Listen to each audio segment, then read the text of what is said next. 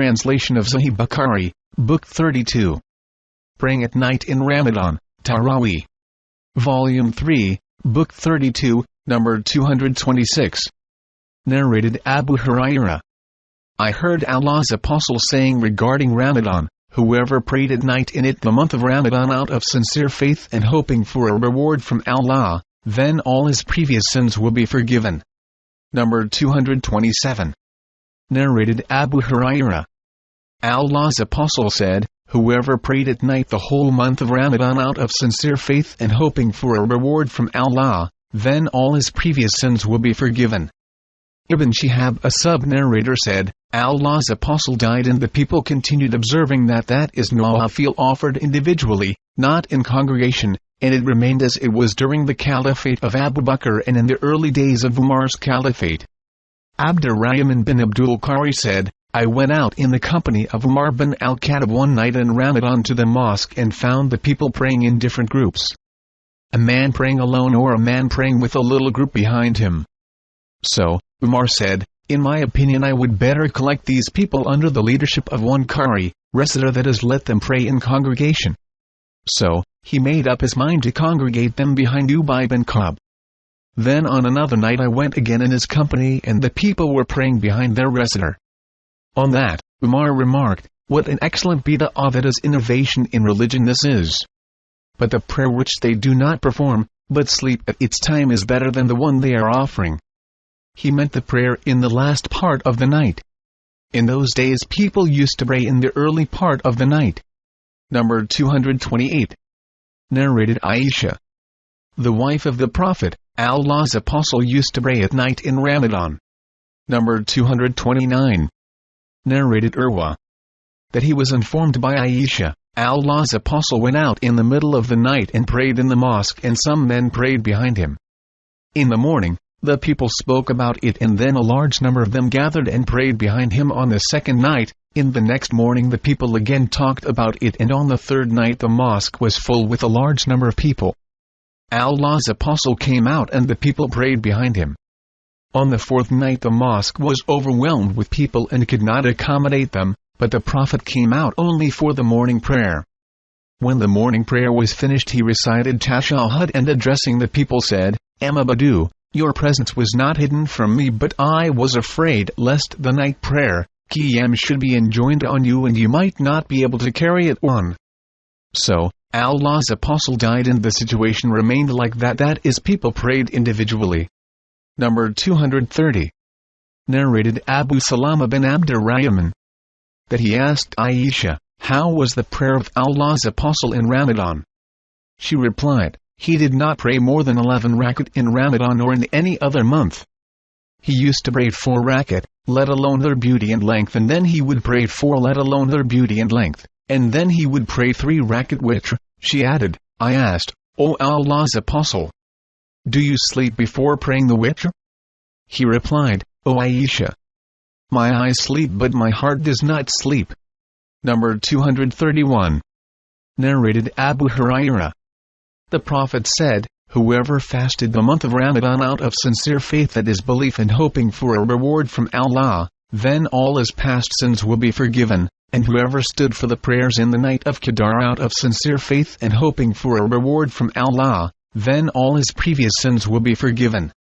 Number 232. Narrated Ibn Umar, some men amongst the companions of the Prophet were shown in their dreams that the night of Qadar was in the last 7 nights of Ramadan. Allah's Apostle said, it seems that all your dreams agree that the night of Qadar is in the last 7 nights, and whoever wants to search for it, that is the night of Qadar, should search in the last 7 nights of Ramadan. Number 233. Narrated Abu Salama, I asked Abu Said, and he was a friend of mine, about the night of Qadar, and he said, we practiced itikaf seclusion in the mosque in the middle third of the month of Ramadan with the Prophet. In the morning of the 20th of Ramadan, the Prophet came and addressed us and said, I was informed of the date of the night of Qadar, but I was caused to forget it. So search for it in the odd nights of the last 10 nights of the month of Ramadan. In the dream I saw myself prostrating in mud and water as a sign, so, whoever was in itikaf with me should return to it with me for another 10 days period, and we returned. At that time there was no sign of clouds in the sky, but suddenly a cloud came and it rained till rainwater started leaking through the roof of the mosque, which was made of date palm leaf stalks. Then the prayer was established and I saw Allah's apostle prostrating in mud and water, and I saw the traces of mud on his forehead. Number 234. Narrated Aisha. Allah's apostle said, "Search for the night of Qadr in the odd nights of the last 10 days of Ramadan." Number 235. Narrated Abu Sa'id al-Khudri.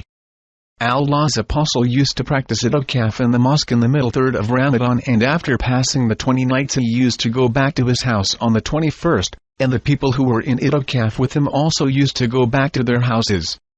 Once in Ramadan, in which he practiced itikaf, he established the night prayers at the night in which he used to return home, and then he addressed the people and ordered them whatever Allah wished him to order, and said, "I used to practice itikaf for these 10 days, that is the middle 113th, but now I intend to stay in itikaf for the last 10 days of the month. So whoever was in itikaf with me should stay at his place of seclusion. I have verily been shown the date of this night of Qadr, but have forgotten it. So search for it in the odd nights of the last 10 days of this month." I also saw myself in the dream prostrating in mud and water. On the night of the 21st, the sky was covered with clouds and it rained, and the rain water started leaking through the roof of the mosque at the praying place of the Prophet. I saw with my own eyes the Prophet at the completion of the morning prayer leaving with his face covered with mud and water. Number 236. Narrated Aisha. The Prophet said, "Look for the night of Qadr." Number 237. Narrated Aisha. Allah's apostle used to practice itikaf in the last 10 nights of Ramadan and used to say, "Look for the night of Qadr in the last 10 nights of the month of Ramadan." Number 238. Narrated Ibn Abbas. The Prophet said, "Look for the night of Qadr in the last 10 nights of Ramadan, on the night when 9 or 7 or 5 nights remain out of the last 10 nights of Ramadan, that is 21, 23, 25, respectively." Number 239. Narrated Ibn Abbas.